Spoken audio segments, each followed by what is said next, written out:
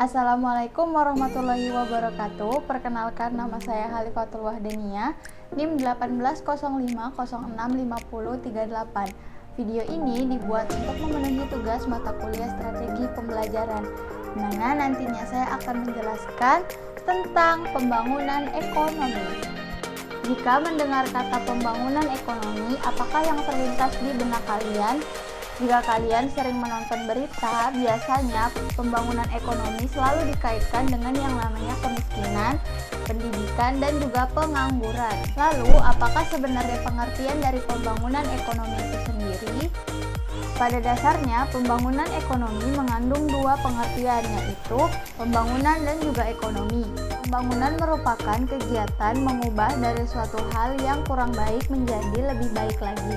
Sedangkan ekonomi merupakan ilmu yang mempelajari tentang kegiatan manusia yang berhubungan dengan konsumsi, produksi, dan juga distribusi baik jasa maupun barang. Menurut Todaro 2013, pembangunan ekonomi merupakan suatu proses multidinasional yang mencakup berbagai perubahan mendasar atas struktur-struktur sosial, sikap-sikap masyarakat, dan juga institusi nasional.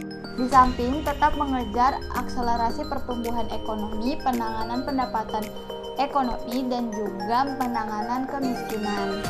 Lalu, apakah tujuan utama dari pembangunan ekonomi?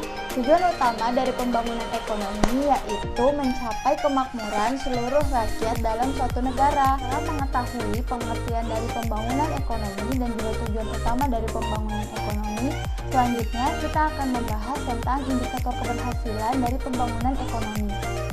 Indikator merupakan variabel yang dapat membantu kita dalam mengukur perubahan-perubahan yang terjadi baik secara langsung maupun tidak langsung. Selain itu, pembangunan ekonomi juga dipengaruhi oleh beberapa faktor, yaitu faktor ekonomi dan juga faktor non-ekonomi.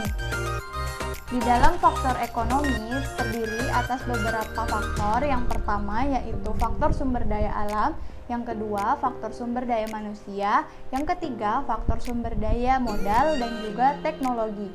Selanjutnya yaitu faktor non-ekonomi. Di dalam faktor non-ekonomi terdiri atas kondisi sosial dan budaya masyarakat dan juga kondisi politik yang ada saat itu. Pembangunan ekonomi juga memiliki hambatan-hambatan di dalamnya, seperti tingginya jumlah pengangguran yang ada di Indonesia, keputusan pemerintah yang kurang tepat, ketidakmampuan pengelolaan pengembangan sumber daya manusia dan juga teknologi, serta masih banyak hambatan-hambatan lainnya yang menghambat pembangunan ekonomi yang ada di Indonesia. Sekian yang dapat saya sampaikan, kurang dan lebihnya mohon maaf. Jangan lupa selalu jaga kesehatan dan mematuhi protokol kesehatan. Sekian, wassalamualaikum warahmatullahi wabarakatuh.